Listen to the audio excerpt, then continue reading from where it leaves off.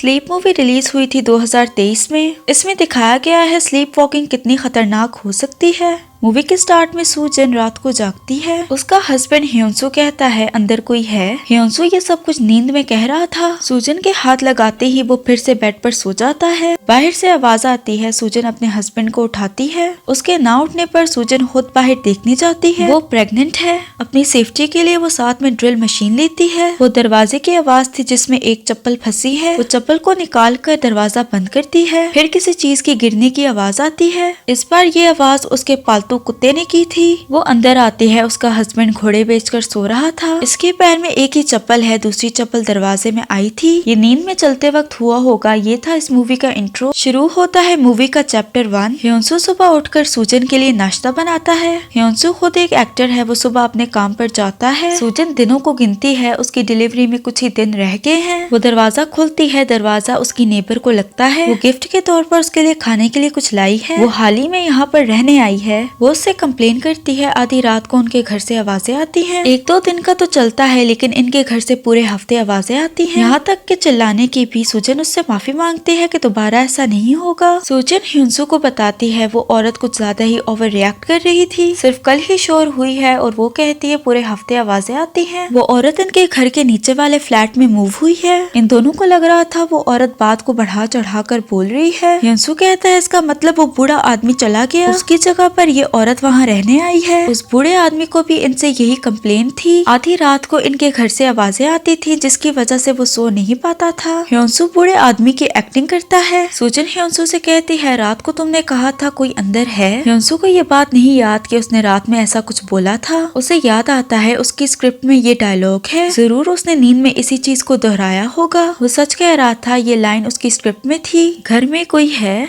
ह्योंसू सोया हुआ था। नींद में वो अपना मुंह स्क्रैच करता है। सूजन उसका हाथ नीचे करती है। वो फिर से अपना मुंह जोर जोर से स्क्रैच करता है। ऐसा लग रहा था जैसे उसका हाथ उसके कंट्रोल में नहीं है। सूजन जबरदस्ती उसका हाथ रोकती है। सुबह का अलार्म बजता है। ह्योंसू का पूरा चेहरा जख्मी हो गया है। उसका चेहरा और हाथ खून से भरे हैं। ये देखकर सूजन बहुत टेंशन में आती है। ह्योंसू उठता है। उसे नहीं पता उसके साथ क्या हुआ है। चेहरे पर हाथ लगाने के बाद उसे पता चलता है उसे चोट आई है। सूजन उसके जख्म पर मरहम लगाती है। सूजन उसे हॉस्पिटल ले जाना चाहती थी लेकिन ह्योंसू को शूटिंग पर जाना था। वो चला जाता है। घर में हर तरफ खून के निशान हैं। खून के निशान बेड के नीचे तक जा रहे हैं। डर के मारे उसका कुत्ता भी बेड के नीचे छुपा है। सोते हुए मुंह को स्क्रैच करने के बारे में वो इंटरनेट पर सर्च करती है। ये एक तरह का स्लीप डिसऑर्डर है जिसके इलाज के लिए उन्हें स्लीप डिसऑर्डर क्लिनिक जाना होगा। वो काम से घर वापस आती है। ह्योंसू पहले से घर में बैठा है। चोट की वजह से उसे रोल से निकाल दिया गया। सूजन उसे हौसला देती है। ह्योंसू कहता है वैसे भी मैं ये काम छोड़ने वाला था। सूजन कहती है तुम इस काम को नहीं छोड़ोगे। तुम एक्टिंग में बहुत अच्छे हो। वो उसे कोट याद करवाती है जो इनके घर में लगा है। साथ में हम किसी भी मुश्किल को पार कर सकते हैं। रात को वो ऑफिस का काम करती है। ह्योंसू सोया है। सूजन उसके हाथों पे ग्लव्स चढ़ाती है। वो फिर से अपना काम करने लगती है। ह्योंसू अचानक से उठता है। वो बाहर जाता है। वो भी उसका पीछा करती है। वो फ्रिज में से कच्चा गोश्त खाने लगता है। वो हैरान हो जाती है। वो कच्चा अंडा खाता है। फिर कच्ची फिश। वो उसे रोकने की कोशिश करती है। उसे ऐसा करते देखकर सूजन को उल्टी आती है। वो सूजन को पीछे करके पानी पीता है। इस सब के दौरान पूरे टाइम कुत्ता उस पर भौंक रहा था। वो कुत्ते को घूरता है। कुत्ता डर के मारे भाग जाता है। अब ह्योंसू अंदर जाकर खिड़की से कूदता है। वो नीचे गिर के मर जाता अगर सूजन उसे सही टाइम पर ना पकड़ती। वो बड़ी मुश्किल से उसे अंदर खींचती है। ह्योंसू अब जागता है। हर बार की तरह उसे नहीं पता क्या हुआ है। वो सूजन से पूछता है। सूजन उसे बताती है तुम खिड़की से कूदने वाले थे। वो रोने लगती है। रात पूरी ये दोनों जाग कर गुजारते हैं। सुबह ये खिड़कियों और बैल्कनी के सामने ग्रिल्स लगवाते हैं। सूजन की माँ भी ये सब कुछ सुनकर आ गई है। वो उसे एक शामन का कार्ड देती है। वो अपने साथ एक टैलिस्मैन जो एक तरह का ताबीज होता है वो भी लाई है। उसे लग रहा है ये किसी भूत प्रेत का काम है। सूजन को इन सब बातों पर यकीन नहीं है। हॉस्पिटल में ह्योंसू के टेस्ट होते हैं। डॉक्टर बताता है ह्योंसू को रिम स्लीप डिसऑर्डर है। इसमें इंसान कुछ एक्शंस को बार बार दोहराता है जैसे कि चेहरे को स्क्रैच करना, चलना और बोलना और इसके साथ नींद में खाना खाना। सूजन कहती है ये सारे सिम्टम ह्योंसू में हैं। इसका मतलब उसे भी रिम स्लीप डिसऑर्डर है। इस बीमारी का इलाज भी है। सबसे पहले उनके आसपास का माहौल सेफ होना चाहिए ताकि नींद में किसी को चोट ना आए। सूजन सारी शार्प चीजों को एक जगह डालकर लॉक कर देती है। दूसरा अपने लाइफस्टाइल को बेहतर बनाना। सबसे इम्पोर्टेंट उन्हें शराब शराब नहीं पीनी। पीने की वजह से ज्यादातर स्लीप डिसऑर्डर्स होते हैं। इन्हें रात को जल्दी सोना भी है। ह्योंसू अपने डायरेक्टर को कॉल करके बताता है तबीयत खराब होने की वजह से वो कुछ दिनों के लिए रात में शूटिंग नहीं कर पाएगा। इसके अलावा उन्हें अपना स्क्रीन टाइम भी कम करना है। सबसे इम्पोर्टेंट डॉक्टर की दी हुई मेडिसिन को खाना। इस सब को फॉलो करने से उसकी बीमारी खत्म हो जाएगी। सिम्टम्स बेहतर होने में टाइम लगेगा, लेकिन इन्होंने हार नहीं माननी। ये दोनों सोने जाते हैं। ह्योंसू ने अपने हाथों में ग्लव्स पहने हैं। आज पहली रात है। सूजन उसे बेस्ट ऑफ लक कहती है। सुबह होती है, सब कुछ नॉर्मल लग रहा था। जब सूजन बाहर जाती है, फ्रिज के पास कुछ चीजें गिरी हैं। इसका मतलब रात को फिर से ह्योंसू जागा था। फ्रिज में उसे अपने कुत्ते की लाश मिलती है। ह्योंसू बेखबर सोया हुआ था। चैप्टर 2 शुरू होता है। इनकी बेटी होती है। सूजन हॉस्पिटल में है। सूजन की माँ कहती है वो ह्योंसू को तलाक दे दे। उसे डर था कहीं ह्योंसू इन दोनों को कुछ ना कह दे। सूजन कहती है वो जानबूझकर नहीं कर रहा, उसे स्लीप डिसऑर्डर है। वो साथ मिलकर इस बीमारी से लड़ेंगे। सूजन की माँ कहती है अगर मेडिकल ट्रीटमेंट से फर्क ना पड़े तो वो ह्योंसू को शामन को दिखाए। ये दोनों घर जाने लगते हैं। ह्योंसू को भी पता है वो उन दोनों के लिए खतरनाक है। वो डिसाइड करता है वो कुछ टाइम के लिए किराए के घर में रहेगा।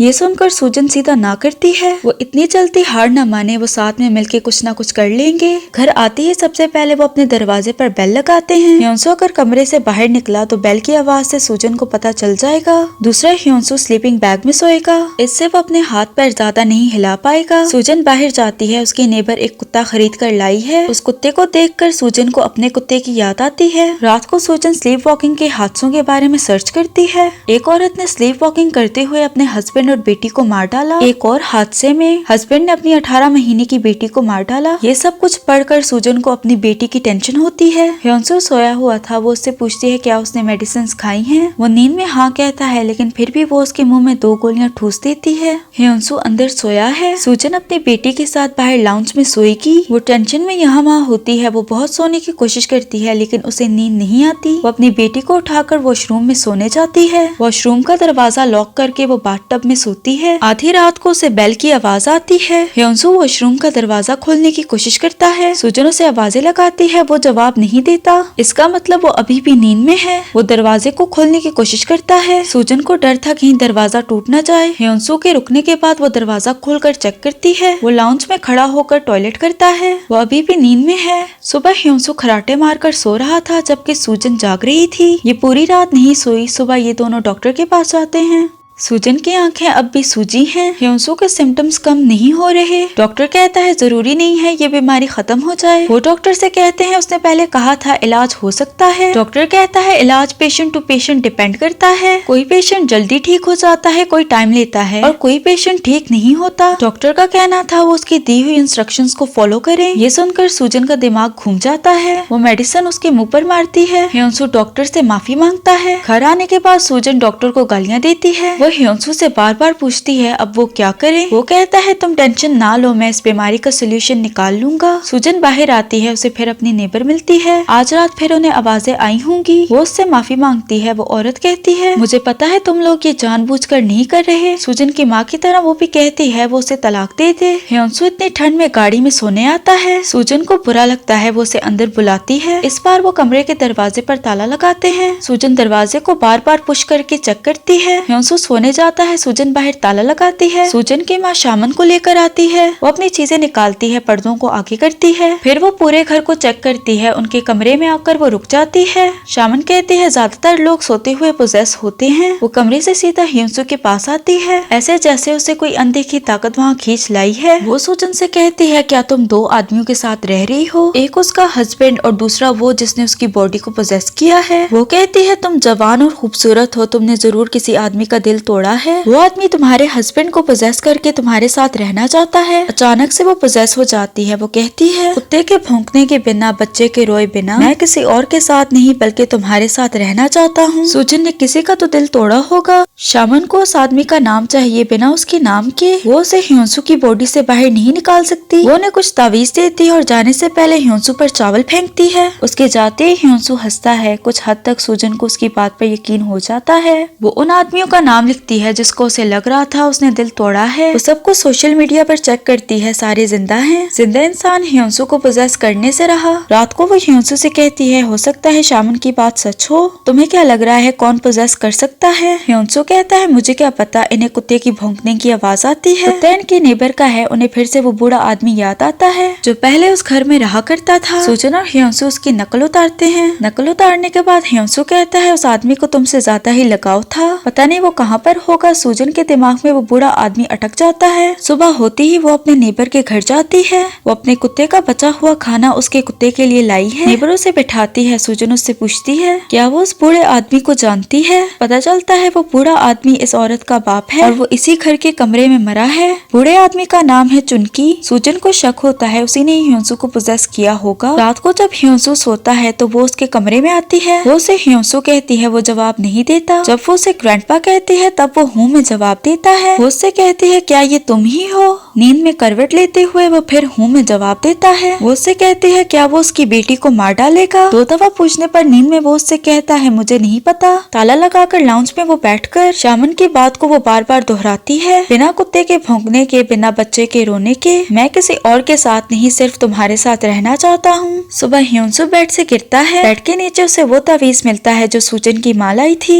सूजन कमरे का दरवाजा खोलती है। उसकी लाल आंखें देखकर लग रहा था वो पूरी रात नहीं सोई। वो उससे तावीज के बारे में पूछता है। सूजन उस पर गुस्सा करती है, आखिर उसने ये क्यों निकाला? उसकी माँ ने ये लगाया था, वैसे ये काम करता है जब से ये बेड के नीचे लगाया है। ह्योंसू रात को नहीं जागता। इससे ये भी पता चलता है सूजन पूरी रात जागकर उस पर नजर रखती है। उसकी हालत देखकर ह्योंसू उसे बेड पर डालता है। वो सबसे पहले आराम करे। वो बेड पर जाते ही सो जाती है। उसकी आंख रात को खुलती है। उसके पास ह्योंसू सोया है। वो ह्योंसू से अपनी बेटी के बारे में पूछती है। वो खुद उसकी रोने की आवाज सुनकर उसे ढूंढने लगती है। वो घर में नहीं है। वो घर के बाहर जाती है। उसे अपनी बेटी की आवाज कचरे के डब्बे में से आ रही थी। उसे अपनी बेटी कचरे में दबी दिखाई देती है। ये बस उसका बुरा ख्वाब है। उठते ही वो उसे ढूंढना शुरू करती है। अभी सुबह का टाइम है। वो झूला चेक करती है। फिर वो फ्रिज चेक करती है, उसमें भी वो नहीं है। चूल्हे पर बर्तन रखा है, कहीं ह्योंसू ने उसे बॉईल तो नहीं कर दिया। वो गरम ढक्कन को अपने हाथों से ऐसे ही उठाती है। सूप में उसे अपनी बेटी का हाथ दिखाई देता है। वो सूप को नीचे गिराती है। वो गरम सूप में उसे ढूंढने लगती है। ह्योंसू वॉशरूम से बाहर आता है। वो उसे नहला रहा था। सूजन को ऐसे देखते ही वो उसके पास भागता है।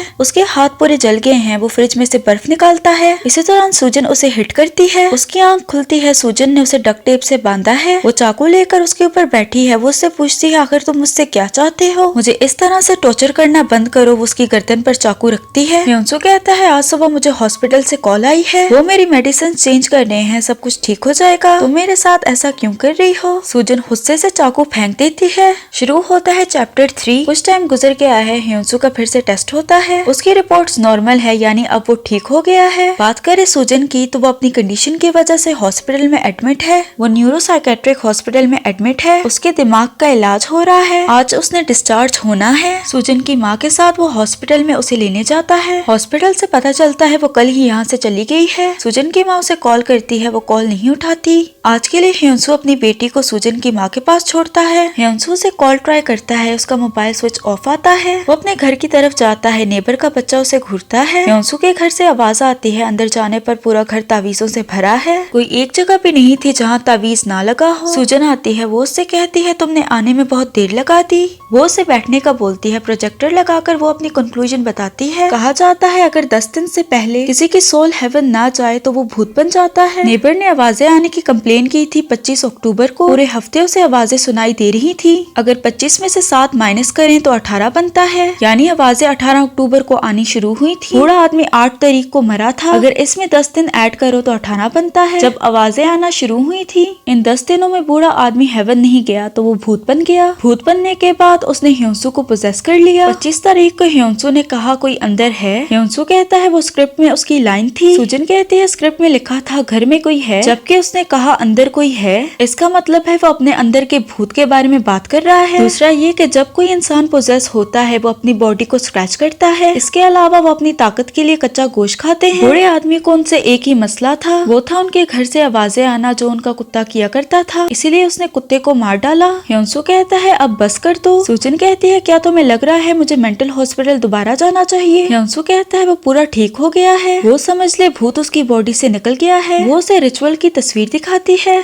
ये रिचुअल उन्होंने उस वक्त किया था जब ह्योंसू सो रहा था। वो कहता है तुम पूरी पागल हो गई हो। ह्योंसू कहता है ठीक है, जो कुछ भी था, मेडिसिन थे या रिचुअल, अब वो उससे ठीक हो गया है। पूरा महीना हो गया है, कोई भी सिम्टम्स वापस नहीं आए। सुजन कहती है वो बूढ़ा आदमी यहाँ से नहीं गया। रिचुअल के दौरान ह्योंसू की बॉडी पर एक मार्क बनाया गया था, जिससे 50 दिन तक वो बूढ़ा आदमी उसकी बॉडी से दूर था। कल 50 दिन पूरे हो गए हैं, आज वो फिर उस पर हावी होगा। पोजेशन के 100 दिन पूरे होने वाले हैं। अगर 100 दिन से पहले वो यहाँ से बाहर नहीं गया, यानी ह्योंसू की बॉडी से बाहर नहीं आया, तो वो हमेशा के लिए पोजेस हो जाएगा। अगर ऐसा हुआ तो वो उसकी बेटी को मार डालेगा। ह्योंसू कहता है मेरी बस हो गई है, अब मैं और नहीं सह सकता। वो जा रहा था, घर में लगा कोट सुजन उठाकर फेंकती है। हमने वादा किया था हम साथ मिलकर सारी मुश्किलों का सामना करेंगे, अब तुम जा रहे हो तो ये कोट दीवार पर लगाने की क्या जरूरत है? साथ देने का वक्त आया और तुम जा रहे हो। वो कोट को दोबारा दीवार पर लगाता है। ह्योंसू उसकी बात मान जाता है। वो कहता है मुझे क्या करना है। वो उसके पास होकर कान में कुछ कहती है। ह्योंसू जाकर फ्रिज खोलता है, फ्रिज में पड़ोसन का कुत्ता मरा है। सुजन कहती है अब हम बराबर हैं। कुत्ते की लाश देखकर वो वॉशरूम में उल्टी करता है। वहाँ उसने नेबर को बांधा है। वो डर के मारे बाहर आता है। वो नेबर को बाहर निकालती है। सुजन उसकी कनपट्टी पर ड्रिल मशीन रखकर कहती है बॉडी से बाहर निकलो वरना तुम्हारी बेटी मारी जाएगी। वो नेबर को डराती है। नेबर ह्योंसू से ऐसे बात करती है जैसे वो उसका बाप है। वो इन्हें परेशान करना बंद करे और बॉडी से बाहर निकले वरना वो मारी जाएगी। सुजन कहती है अगर मेरी बेटी को कुछ हुआ तो तुम्हारी बेटी मरेगी। वो उसकी बॉडी से निकलने का बोलती है। 12 बजने में सिर्फ 5 मिनट बाकी हैं। 12 बजते ही 100 दिन पूरे हो जाएंगे। 100 दिन होते ही वो हमेशा के लिए ह्योंसू को पोजेस कर लेगा। टाइम देखकर सुजन को और टेंशन होती है। इतना सब कुछ होने के बाद भी वो उसकी बॉडी को छोड़कर नहीं जा रहा। ड्रिल मशीन से वो उसके दिमाग में छेद करने लगती है। ह्योंसू को नहीं समझ आता वो क्या करे। वो उससे कहता है ठीक है मैं जाता हूँ। रुक जाती है। दरवाजे के बाहर पुलिस आ जाती है। नेबर का बेटा पुलिस को लाया है। पुलिस उन्हें दरवाजा खोलने का बोलती है। अच्छा मौका पाकर वो सुजन से ड्रिल मशीन लेकर उसे काबू करता है। वो उससे कहता है तुम्हें हो क्या गया है? सुजन कहती है पूरे टाइम तुम ही थे। बूढ़ा आदमी कहाँ है? ह्योंसू की टोन चेंज होती है। वैसे बोलता है जैसे उसके अंदर बूढ़ा आदमी है। ठीक है मैं जा रहा हूँ। वो नेबर से कहता है तुम्हारा बाप जा रहा है, अपने बेटे को अच्छे से पालना। वो उठकर जाता है। ह्योंसू की तस्वीर देखकर बोलता है इस आदमी में ऐसा क्या खास है? ठीक है मैं चलता हूँ। सुजन की आंख में दिखाया जाता है बूढ़ा आदमी जा रहा है। सुजन को सेटिस्फेक्शन मिलती है। ह्योंसू गिरता है। वो उससे कहता है बूढ़ा आदमी चला गया। सुजन टाइम देखती है। 12 बजने से पहले वो बूढ़ा आदमी चला गया। वो सुकून का सांस लेती है। इसके साथ ह्योंसू भी सुकून का सांस लेता है। इसी के साथ ये मूवी एंड हो जाती है। इस मूवी के एंडिंग से हम 2 कंक्लूजन्स निकाल सकते हैं। पहले ये कि जो कुछ सुजन कह रही थी वो सब कुछ सच था। ह्योंसू को वाकई में उस बूढ़े आदमी ने पोजेस किया था। दूसरी कंक्लूजन ज्यादा सेंस बनाती है। जो कुछ भी हमें एंड में दिखाया गया वो ह्योंसू की एक्टिंग थी। तभी मूवी में 2 दफा उसने बूढ़े आदमी की एक्टिंग की थी। एंड में वो अपनी एक्टिंग स्किल्स की वजह से सुजन के दिमाग से ये चीज निकाल पाया। होप कि आपको ये मूवी अच्छी लगी होगी। अगर वीडियो पसंद आई तो लाइक शेयर और सब्सक्राइब करते जाना। मिलते हैं अगली वीडियो में।